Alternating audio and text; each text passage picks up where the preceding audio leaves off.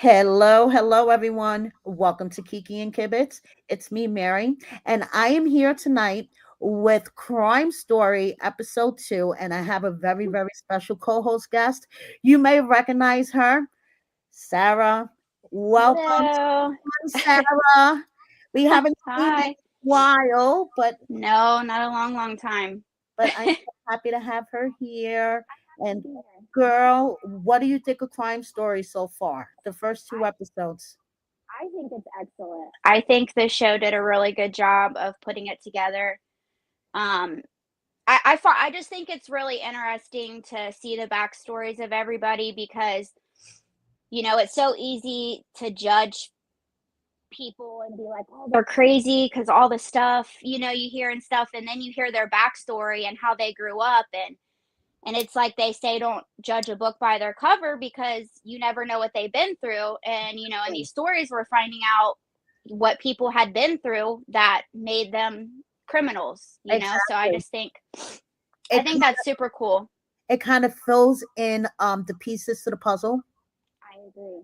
It's so because like even with Love After Lockup and Life After Lockup, they will cover some of the backstory, but they wouldn't dive so deep into it. So there Right. was still like pieces of the puzzle missing, Mhm. like with Quaylon especially. And we're gonna start off with him. I feel like this made me look at him in a totally different light. It Same really, here. truly did. Same here. And I was And astonished. it made a lot of sense looking back because I am actually binge watching back from season one, episode one on Peacock. So I'm up to his first season with Chevelle. And it's actually making sense to me now how his mom was acting that Right. season, how his sister was acting, how protective they were over him. Right. Hearing his backstory, it all fucking makes sense now. It definitely does. And I just thought how it broke my heart when he basically said the reason that he started stealing was because he didn't have anything. And to have to that's just a whole if you haven't been through it, you're not going to understand what it feels like to be so hungry and your only option is to steal to eat to feed you and your sisters, and the fact that he was so worried about his siblings and stuff, and I know. didn't want them to go to school with bad shoes and stuff because kids are mean, even kids are mean. They will say something, Exactly. They you don't know care what you're going through. Kids are mean. not at Straight all. up, kids are mean. And hearing him talk about how he started his life of crime basically to provide for Yeah. his sisters. His Yeah. mom was out there trying to bust her ass. Yep. No father figure. It's just like now. That's another thing. Mm-hmm. Not having a dad to, especially like he said, as a boy, which obviously I'm not a man, I don't know how that feels, but I can imagine that as a male, you don't have that father figure. Yeah, that's gonna affect you deeply. Yeah. So yeah, I look at him totally different now. So it started off when he was 8 years old, stealing snacks and food. Freaking young. Oh my god, stealing little candies, he said. I was like, that's so terrible. No, isn't it? Mm-hmm. Then clothes, sneakers, so they wouldn't get bullied at school. And then Yep. before you know it, he's doing home invasions. And that's Which when is things get fucking crazy. yeah. You I know, feel it like came there's to, a sorry. no, go ahead. No, I just feel like there's a really fine line between stealing from a store and stealing from someone's actual house. I think obviously stealing's bad regardless, but when I think of a store, I think, well, they have plenty of things there. You know what I mean? It's not somebody's personal possession. And if it's for things like you don't have a good pair of shoes, you're hungry, sometimes it can be justifiable. I know it's wrong, but that makes more sense. But when you start doing home invasions and stuff, that's obviously a severe escalation, Yes, and him getting away with the petty theft for so long led up to him exactly. feeling Just wanting powerful. more and more, you know. And it's an So adrenaline he, rush, I hear, yes, to adrenaline do rush. that, He nicknamed himself the Kickin' King because he which was is able to kick doors straight off the hinges. nuts. Oh my gosh.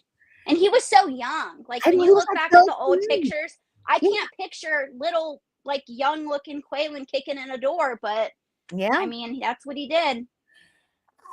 He was talking about all the stuff that they would get, and but the first robbery was only a watch.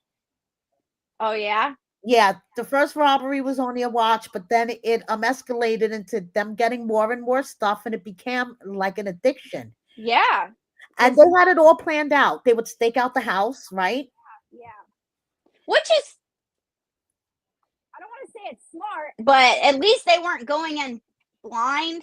I mean, I Right. don't know. That sounds terrible, but I mean, It's it's crazy that that just shows the criminal mind. That's what I'm trying to say. Like, when you're just going into a store and sticking, candy or whatever in your pocket, you don't really need to plan that. But when you get into this bigger stuff, yeah, right. you're going to look at the house and see, you're going to learn the person's patterns and, you know, when they're home, if they're working third shift, if granny lives with you or whatever the case is, like that, you're going to pay attention to that type of stuff. And it's just, it was well thought out, I guess. But he said he did like over 100 or something, or Yeah. hundreds. Yes, hundreds. I couldn't imagine. I would be so terrified to be They in would somebody's do house. Oh like my god. 3 to 4 a week, maybe 2 in one day. Maybe Neighbors. hit the neighbor's house while you're at it, all Oh my depending god. on the mood. I'm like, "Oh my god." It is Yeah, so crazy. I But agree. like you said, that shows how the criminal mind works, Mhm. and the adrenaline rush that goes with it, it becomes like an addiction. It's like getting high. Like some people get addicted to just the lifestyle. Like Right. even doing drugs, like sometimes it's not just the high of the drugs, it's the high of the lifestyle, the adrenaline from, you know, if you're going to get caught, breaking whatever law you're breaking, and that's almost more of a high to some people. You know what Right. I mean? And Yeah. I don't know, did he say if he did drugs or not? I can't Yeah. recall. Yeah. Yeah, he Yeah, did. Yeah. but I can almost bet you that the home invasions were probably more of a high for him than doing Right. actual drugs. Right. Yeah. And he was so young. So his brain wasn't even fully developed. He's doing all these making all these bad decisions. And then one day it finally caught up to him. The Yeah. homeowner came back, and you have a right to protect your property or yourself with a gun. And Quaylon wind up getting shot in the back with a rifle. Oh my god, I did not know that. We did not know that. This is the first time we're hearing about this. Yes, I totally did not know that, and oh my god, I cannot imagine. 14 holes in his back. Shotgun. That homeowner wasn't playing though. You come in and Yeah. steal my stuff. I would be livid if somebody came and stole my stuff. So yeah, I can imagine. Yeah. I don't know if I would have the balls to shoot somebody as a result of it, but hey, if you feel like you want to protect your home in that way, then that's your right. As But Quaylon was running, the guy shot off, I think, 1 or 2 shots, he said at first. And then his friend shot back. shot back. Oh my god. And then he put off another 1 or 2 shots. And that's when Quaylon got hit. He's lucky the friend didn't hit the guy, because then he would Yeah. probably still be in prison. If Yes. if something happened, even if the guy didn't, die as a result, the even attempted, you know what I mean, an attempted murder, that can get you some time too. Well, And you definitely. don't even have to be the one to pull the trigger. Yeah. Like some states are so strict when it comes to that type of stuff that, yeah, his life could have really been over. And this is where the states came into play too with him, Mhm. because he was 17 and he crossed that border over into Kansas City, Missouri. And in Missouri at 17, you could be charged and sentenced as an adult. Where if he Yeah. stood in Kansas City, Kansas, it would have been a different story. So he got sentenced to 12 years after he woke up handcuffed to the hospital bed, I couldn't imagine that either, right? because I'm sure that surgery was brutal. And Yeah, then you he wake up and said you're he cuffed to the had like bed 30 staples or something. They had to cut him and staple him back up. Oh my and god. probably dig all the individual Yes, bullet fragments. pieces out of him. Yes, Yeah. They had a Ooh, cop talking about that how a rifle is more complicated than just like a regular gun because of the fragments and how they yeah, spray. And from a further, stance, you can cause more damage shooting, from further away. That shit is crazy. it is. He's I didn't lucky know. to be alive. Oh, I agree. He he probably got hit at the most lucky place that he could have, because it could, if it would have been a little higher, or you know what I mean? Exactly. Yeah, Exactly. So he wound up serving 12 years which is behind all this. incredibly long time. Yes. Yes. And And that's and double just what I did, so I can't even imagine, because yeah, that's a and long then, time. and then That's going in at 17 on top of that. yeah, you didn't even get a chance to be an adult yet. I know. That's sad. But like he said, he's thankful for prison, and I can totally relate to that, because it can change your life. If you do prison the right way and you look into everything that they have to offer, because there are groups, programs, college. I mean, there are some places that you train, like I can't think of it. Dogs for special needs, like to help people with special needs. Right. That type of stuff teaches you responsibility, like especially if you go in young.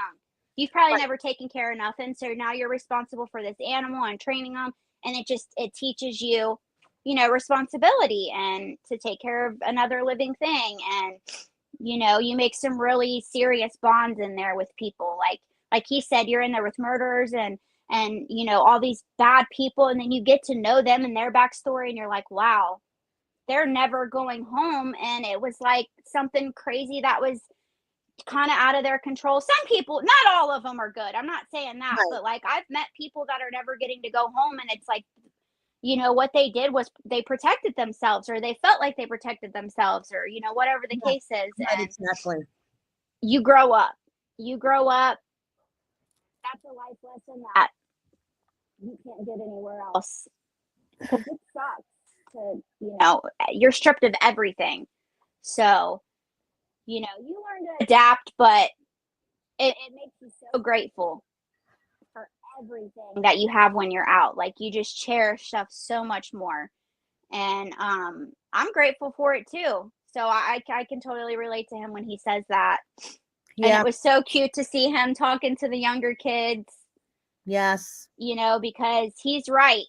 You If you don't have, like in Quaylen's situation, his dad, like he said, he got the store, they went to the store one day and never came back. So it's all on the mom. Well, the mom has to work basically 24/7 to raise the kids. So you're alone.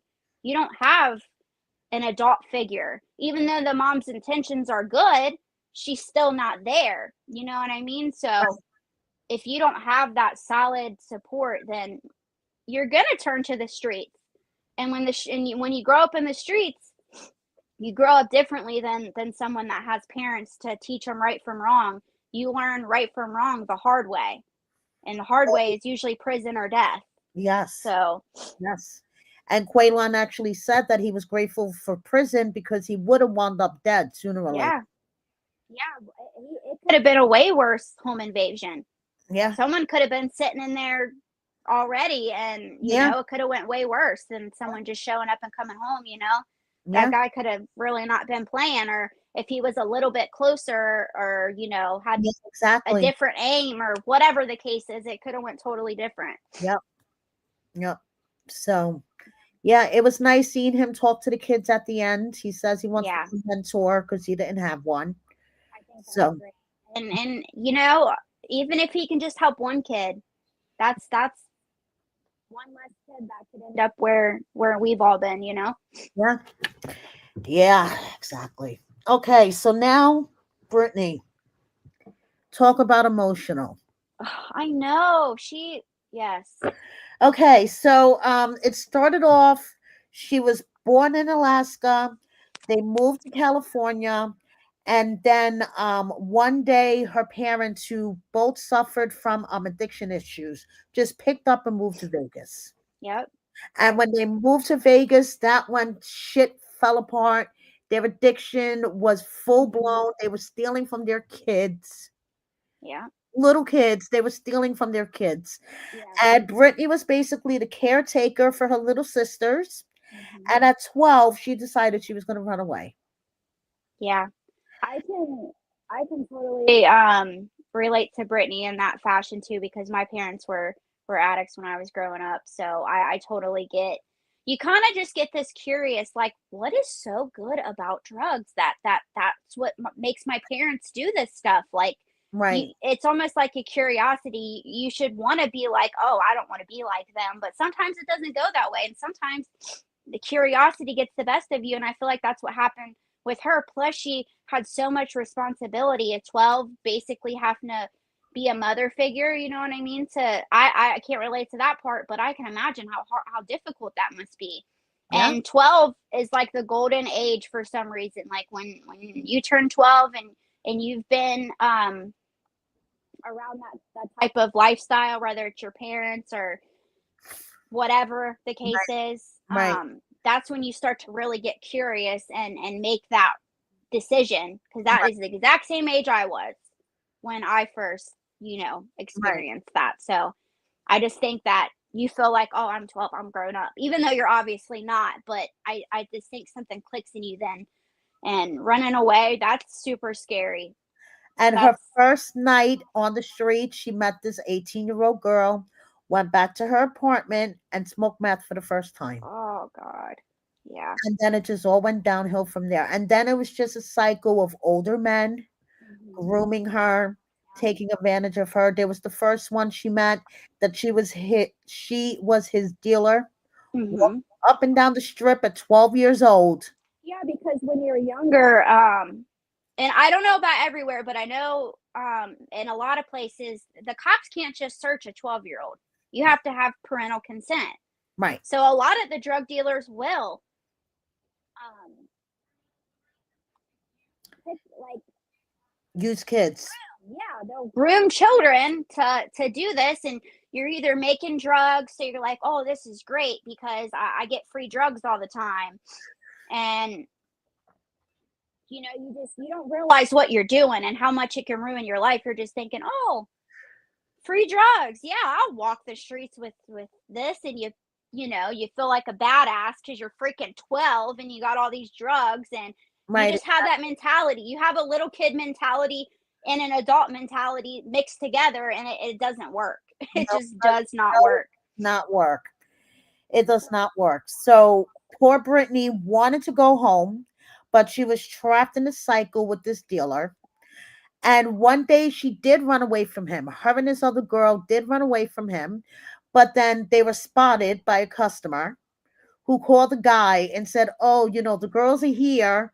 Can they just sell to me from here?" Next thing she knows, the Just guy's bad luck. busting through the door, drags her out. The next day, she fucking jumps out the window, escapes again, and goes back to the streets. Okay, which kitty is that? Gus. Hi, Gus. He's my he's my bad boy. Yeah, I know. He's your bad boy. So, she's then she meets the guy who's the security guard at the hotel. Which is crazy. Right? He was like 38. She was like still 12 or something. I mean, She a lot happened when her first year. yeah. I feel like they focused it a lot on Between 12 and 18, that girl went through shit that no adult should right. have to go through, and nevertheless, a child. I agree with you 100%. It is like It's fucking insane. it's sad and you can feel like Brittany's one of those people that you can watch her and you can like feel her emotions. Like she feels her emotions so deep and it's like, She has man, remorse and regret. yeah, she does. You can tell that she totally does. You could tell. So, that guy that she was with, in the hotel room, the FBI Yeah. raided the hotel room at one point and thought that she was this runaway from Florida. Oh my God. And she just ran out of the precinct and went right back to Hmm. the hotel, stood in there for a year. Which is that's like being in your own prison too. The fact that she never got to leave, that was sad to me too. Like, man, Yes. That's rough. That's like being in jail all over again. So she Exactly. basically experienced it at that young age. And and another thing, like I noticed, like a pattern she said that she had was always running out. And Yes, that just always goes to running away. show how young she was, because she's scared. Can you imagine being that young and the FBI breaking down the door, or Yeah. this older man, forcing you to do things, and or the one guy where I think she said she was running from the cops and just happened to get in this guy's truck, Yes, the and old he guy, Alfred. Alfred, yeah, Oh yep, my God. And she decided one night she's gonna get a tattoo. Okay, she was basically his sugar baby. He was her right, sugar daddy. They lived together. He was her roommate. Okay. So this guy was 58 and Brittany was like what, 16, 17? yeah, she was still pretty young. So she decided, she's gonna go get a tattoo one night. She's gonna get high at the tattoo shop.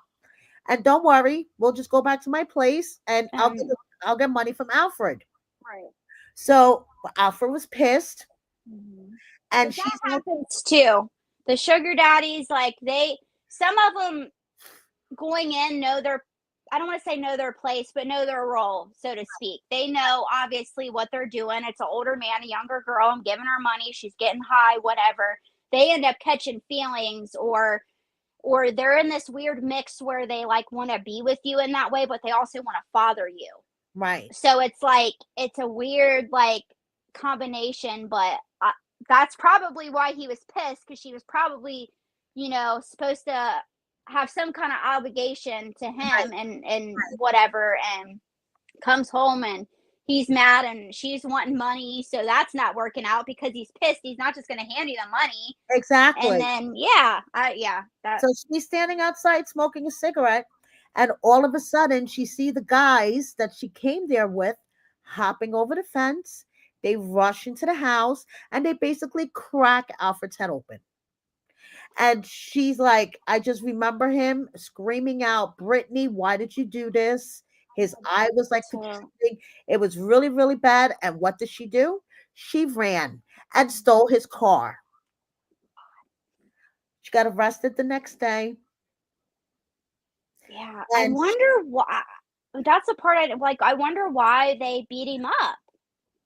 They were mad they weren't getting paid. Were they realizing they weren't getting paid? Because I feel like she was trying to calm him down right, in order to get the money to pay them. And if had they been patient, she probably would have got the money to pay them. But I feel like they jumped the gun, because she exactly. seemed extremely surprised that they did that. You know what I mean? Yeah, Like I feel like they thought, oh, we're not waiting. We're just gonna go take it. You know what I mean? exactly. Yeah, I think that's what happened. Craziness. And It is. she had two kids with the security guard. I know. They lived in a park for 8 months. I mean, she went through Yeah, so she did. much shit. And then when they show the flashback, not for nothing, when they show the flashback when she was showing her mom where she slept in the park and stuff, that shit made me really mad at her mom. I know. I know. Because I feel like her mom is still a mess, right? Oh yeah, her mom is still a mess. Oh yeah. I can imagine the hostility and pure anger. Like obviously you love your mom. She loves her mom. I have no doubt. But you know that she has to have some kind of like, you know, Right. this pure anger towards her, because it's like you didn't do better and look what happened to me, you know what I mean? Like, and at some point you got to take responsibility for what you did. You can't always blame other people, but at the same time your parents mold you into the person that Exactly. they're supposed to help mold you. And Right. then it's like if they don't, then the life experiences do. And that can go a few different ways, and usually none of them are good. Right. So it's like I'm sure she's wished many a times that she was born into a different family, because her life wouldn't have been so hard. She tried moving back in with them when she was 17, when she had her Yeah, kids. yeah, And that blew up in her face because she basically relapsed because they were still doing the same shit. right. I mean, They really, Yeah, because it's when you're in active addiction, it's extremely hard to just look at somebody doing it and be like, "Oh, no, I don't want to," right, because drugs, it is a disease. Like, it's like any other disease. I know not everybody believes in that, but I believe in it wholeheartedly because after you're introduced to that and you get the you don't even have to wanna do it. Your body craves it. Your like, mind that's tells exactly, you, like, yeah, it's hard to explain, but it's the hands down hardest thing that I think a lot of people addicts have ever dealt with. Like, it's unexplainable. Like, right. it's hard. It's so hard. And And that's you what, can be downright miserable. You yeah, can be downright miserable. Addicts aren't happy. They're not happy. no, they aren't. They're just not. And and a lot of people probably wonder, well, why do it then? It's because I can't stop. I can't make myself. And It your takes body, going to jail or and your something. body physically craves it too. Hmm. That's the thing. And And you don't want to get sick from withdrawals. that is the worst feeling of all time. A lot of people say, like, um, you usually can make it a day or two, but you get to that third day or so, you literally feel like you're dying. Like, the worst shit happens to you. Your whole body aches. You're puking, you diarrhea, you can't eat, you can't sleep, you have restless leg, restless body, really. Your whole entire body feels like restless legs.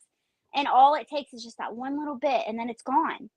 But Right. then the cycle starts over. It's a never ending cycle. The only way that I know some people can do it, but most people, it takes going to jail where you can just lay it down and not be around it because it's too tempting to call your friend, get your stuff, get your money however you get your money. It's too easy. It's so Yep, easy to do yep, that.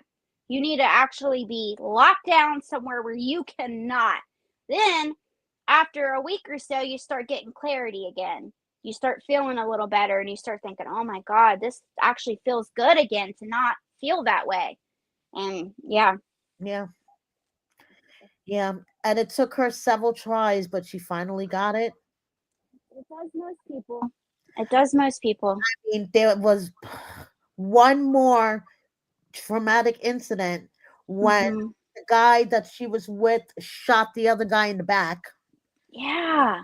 For no reason, too. Like, I Right. feel like she got caught up in the shittiest circumstances because it seemed like both of those major incidents was for no reason. He I, didn't want to buy the drugs, so what? Chase him and shoot him for I know. what? I It know. was That makes stupid. no fucking sense. None. And that was Absolutely none. and that was her final sentence because of that incident. And like Right. she said, there was a bunch of other people in that room and everybody ran, but she was the only one that got charged. I wonder why that is. Not even the shooter got charged? Like, that's crazy. I know. Like, it makes you wonder how they even knew it was her. You know what I mean? Like, that. Craziness. Probably surveillance cameras. Or something, yeah, maybe she was the only identifiable one or something. Right. Who the hell knows? But she got screwed with that one. Yeah, she did. But that was her final, that was like her rock bottom. Mhm. Because after she served those 5 years because of the Alfred incident, she Right. swore that she was not going to go back to jail. She was not doing this again, and there she was, back in Yep. jail, and that was her rock bottom. And Brittany is doing very very well today. She is. She's definitely a good success story for to live a life that hard and go through all those struggles and not have any real support and basically she's doing it alone. Even now, I'm sure she has friends and stuff, but like unfortunately her marriage didn't work out and stuff like Exactly. that. And that whole thing is, that's super sad. And I'm sure that was a terrible pain that she had to feel sober because Yeah, that is a totally different feeling too. You break up when you're high, yeah, you feel a little bit of something, but it's not as devastating as it is losing your what you thought was your life partner. right. Sober, The you have father 4 of children. right. Yep. Mhm. And, a lot of people, didn't believe that story happened, but I do, because I feel like you could feel the emotion that she felt in those scenes where they were breaking up and stuff. Yeah. Yes. And Definitely. they're not together now, so They are definitely broken up. They are not together now. yeah. Which is, And it is sad because Marcelino was good for Brittany when they were together, but then towards the end they were really toxic. I think so too. I think a little tiny bit of bad Brittany came back when she introduced the girlfriend Yes. into the Yes. mix. And I feel like Marcelino already had didn't he already have some kind of like porn addiction or something like that? Yes. Yes. So basically he was probably just watching on his phone or whatever guys do, and he was fulfilling that way, and they That were way, able to be together. used it in real life. It's a whole different thing. I feel like it sparked something in him that he was missing, I guess. And I don't know, it's like you can look at somebody and think, oh my God, they're so perfect together and they're just cute. It's such a cute relationship, but you don't see the whatever's going on behind the scenes, underneath the surface, whatever you want to call it. And Brittany knows what's good for her and what's not, and she was strong enough to be like, look, I can't do this. Right. This is gonna take me back to old Brittany. You know what Exactly. I mean? And the fact that she was able to do that with tiny kids and be strong enough to be like, you know what, I'm too good for this and I don't deserve this, and I see better for myself and actually mean it.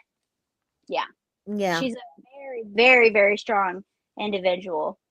And unfortunately, I think the show may have had something to do with their relationship falling apart because unfortunately, I've Mhm. heard word on the street that Marcelino was indulging in some naughty messages with fans. Let's Yeah. just put it that. That's another thing. You would think watching a relationship show that people wouldn't do that, but you would be surprised by the amount of women, men, whatever, that are in your DMs saying this and that. And not everybody's strong enough to be like, no, my relationship is Exactly. real. That's not okay. Hmm. And then here's another thing. Most people don't get that type of attention. No. You get on TV and you got to think all these thousands of people are seeing you, and not everybody's good in the world. So you're getting the ones that don't care if you're married. They don't care if you got kids. They don't care if you're pregnant. They don't care if whatever. Like, that doesn't matter to them. They see you on TV, or they think you're loaded, or whatever the case is, and then some people that have never experienced that type of attention can't handle it. Like, some people don't realize, like, it's because you're on the show. But Exactly. they're seeing you on the show. They either think they're going to get on TV, they think they're going to get money out of you, they think it's cool to Hmm. be with somebody that's been on TV. Like, there's so many different reasons, and it's like not everybody's. You hear quite a few. Maurice and Mandy, for example, Thank. fangirl. Thank you. Chance and Alyssa, Thank. fangirl. That's just two off the top of my head. You Mhm. know what I mean? Yeah, I know. Um, it happens so frequently, and it's like, how? How? How I would never trust getting a relationship from someone that's seen me on TV. I would always feel like there was some kind of ulterior motive. Like, I don't understand it. And then to ruin your solid Yeah, freaking relationship. your relationship, the person that's held you down, or you guys have been in this partnership for some chick's boobs in your DM. It's like, Yeah, it doesn't make any sense to me. Like, I legit can't understand it, and it happens so often. oh And yeah, then the show itself, the filming process, it's just hard. It's hard on a relationship. It's hard on you mentally, um, and sometimes that can come in between a relationship too. It can create a really toxic environment, yeah, And yeah, if you and your partner aren't on the same page as far as just life, then it can come in between you too, not just the fans, but just the filming in general. yeah, So I think it could have been a possibility of both, because they were on for a really long time. yes, So yeah, you got to think cameras in your face and producers in your business. The whole world is in your business. Season And after season, yeah. it takes a toll on you individually. So therefore, you start to lash out on the person closest to you, right? Like you're gonna be like, the closest gets the most. This is what they say. So you're feeling stressed out because you're watching your life play out on TV, and And then the Facebook groups have, God, yeah, those are a whole nother thing. Why us cast members indulge in that shit is beyond me. I've removed myself, or I just ignore it, because I'm telling you, the stuff, people are mean. They are just flat out mean, and it's like, dude, it's a show. It's for entertainment. You know what I mean? Like, tell me, a lot of you guys' lives aren't crazy. Your relationship is perfect. You know what I mean? It's like, yeah. mine's just out for everybody to see, but that doesn't make me any less of a person. I'm still human. I'm still normal. Like, I still have a regular ass life. Exactly. Mine's just blasted. But when you see that type of stuff about yourself, it can greatly affect your mental health if you don't have a strong, mental health. Like, you have to, or you will seriously, it'll affect you for sure. Yeah, for sure. That's why I don't do much social media, because I learned my lesson in maybe my first couple seasons. That's why Sarah's ghost on everything. Yeah. You don't see her post anything. I cannot post a picture of my kids or anything without somebody being like, "Oh my God," like saying something crazy. And it's like, dude, just no, So it has just rubbed me the wrong way as far as social media goes. That's why I don't post and like share stuff. I want to, but the way people act, and they, I can block them and stuff, but there's always going to be somebody coming around the corner saying something, putting me in a bad mood. Like, I like peace. You know what I mean? Exactly. And and I know that people want updates and stuff like that, and I get it, and I feel bad for like the people that do want to know, but the bad people ruin it. They ruin it, because it's like, man, I can't take somebody coming to my personal page. So if I go looking for it, it's my fault. If I go meddling in the Facebook groups and checking YouTube comments and all that craziness, it's my fault. But if you come to my personal page and say the most awful things, why? Go to Reddit. Go to Facebook evil group. Like, go anywhere. Go to Love After Lockup's page. Like, you can comment, you can get it out so many other places. Right. Why come to my personal page and taunt me? I don't get it. Yeah, because people are fucking mean. Yes, they are. They are truly, truly mean. And I'm just like, okay, well, yeah, I'm logging off, because I can't take it. I cannot take it. I can't even scroll or nothing, because I just, Okay, let's go to the comments here for a second. Lady Red has always rooted for you. Oh, I appreciate that. Just Jen says Sara was always a cool character and focused on her family and everything. Oh, thanks, guys. That is good people too. That is so true. Does not post my kid online publicly, only private pages. Yep.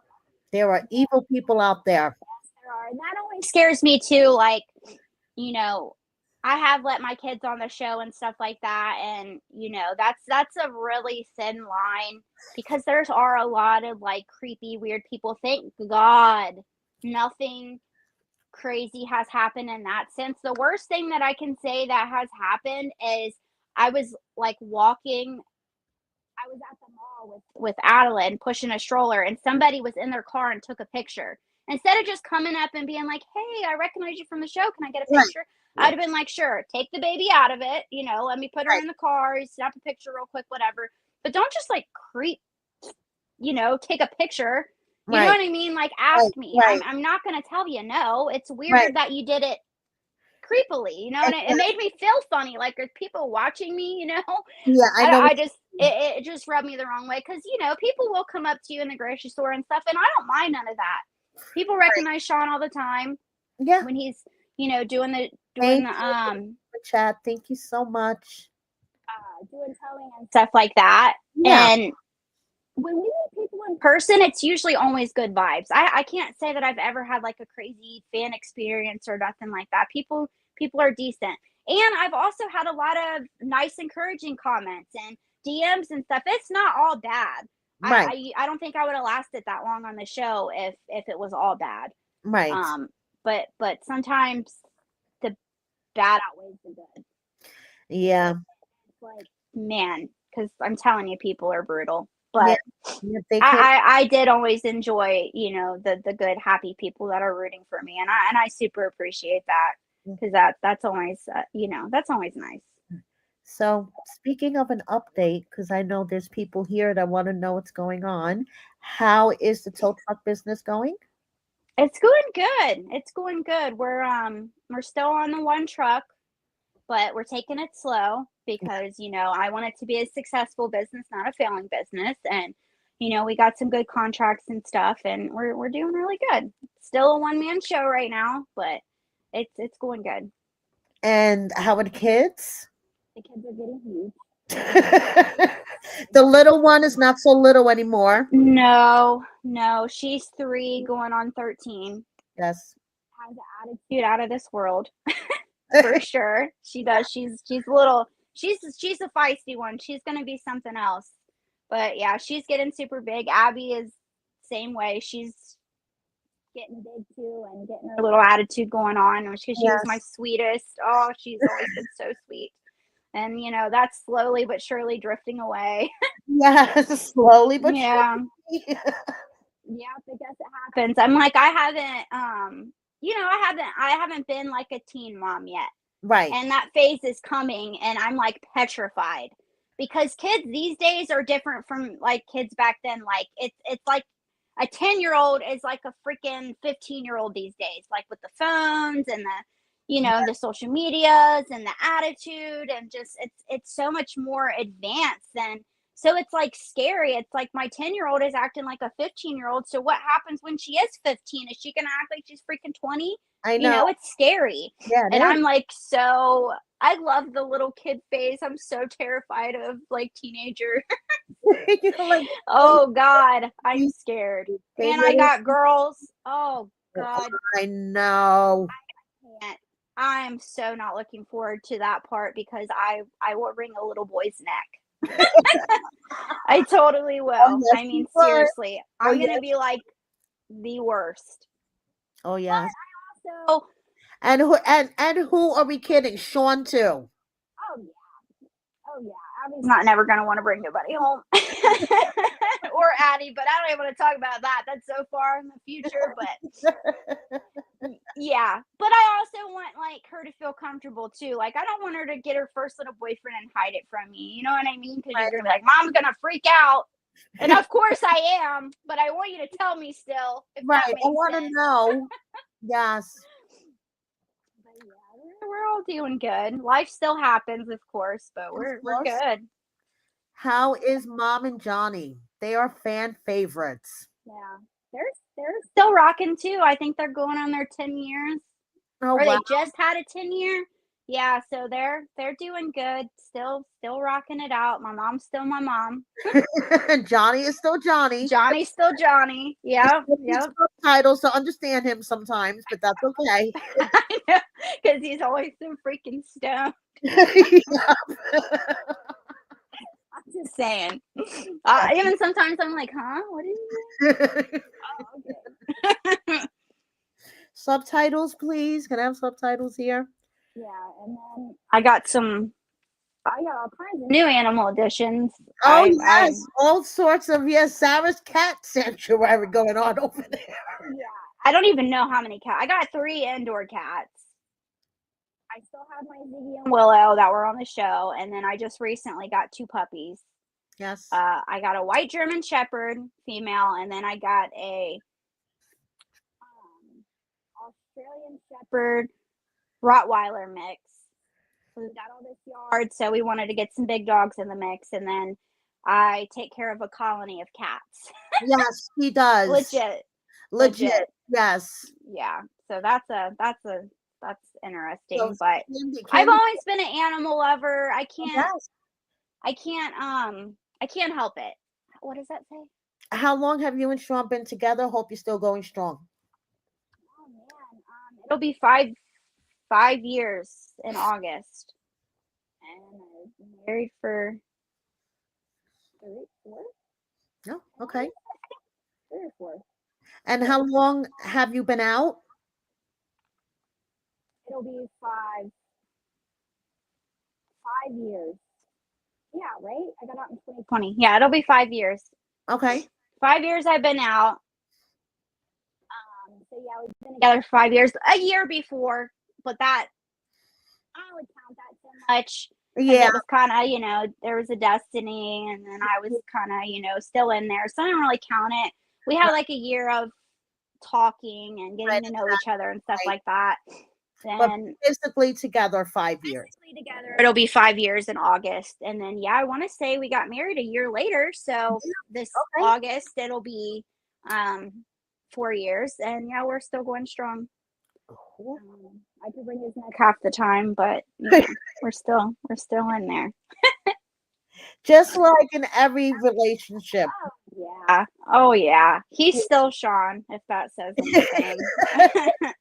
Yes, So, that makes a lot of sense. Yeah.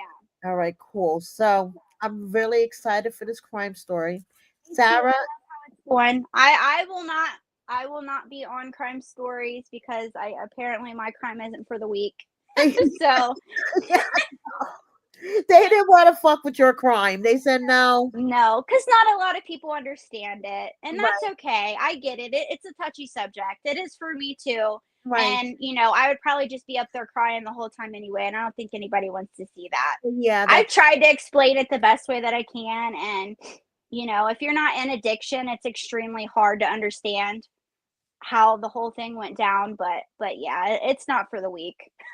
yeah. Doing this, so you can at least get a little bit of me Right. for anybody who cares. Exactly. There's people who care.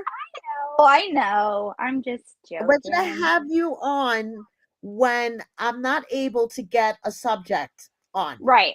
So Yep. next week we have Lizzie and Louie, and I'm hoping to get either Louie or Donna on.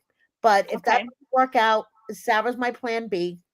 Sara is definitely doing the Destiny episode, guys, because Yes. I mean, why not? So exciting. I might even have a couple background things that weren't showed. I might have some little tips. Yeah, there you go. So that's going to be pretty exciting. I think that's pretty cool. Yeah. So I am looking forward to doing future episodes. And thank you guys for joining us tonight. Really, really appreciate everyone in the live chat. I didn't see the comments, you guys. So if anybody said anything and I missed it, I'm so sorry. I I'm will putting check up comments. later comments. Here we go. Here's another one. You're a good person. Some of these folks are not like the others. I agree, and I thank you for that. I try to be. Yes. I really, really try to be. I've because that's another thing. I want to say I'm 11 years sober. So Yes, that's fucking fantastic. super proud of. I mean, I depending on, I guess, how you look at sobriety, I will drink occasionally, and I mean, like, literally maybe once a year, maybe Right. a glass of wine or something, but that was never my problem. My problem was hardcore drugs. So Yes. the fact that I haven't touched any hardcore drugs Sarah in that doesn't even long, smoke pot. no, I don't even smoke pot. I She's vape. bestie, and she doesn't even smoke pot. Nope. I don't, and I'm allowed to. I'm off parole, been off parole. I Yeah. just choose not to because I don't know if that would trigger me or however. Maybe it wouldn't, but I also don't want to be,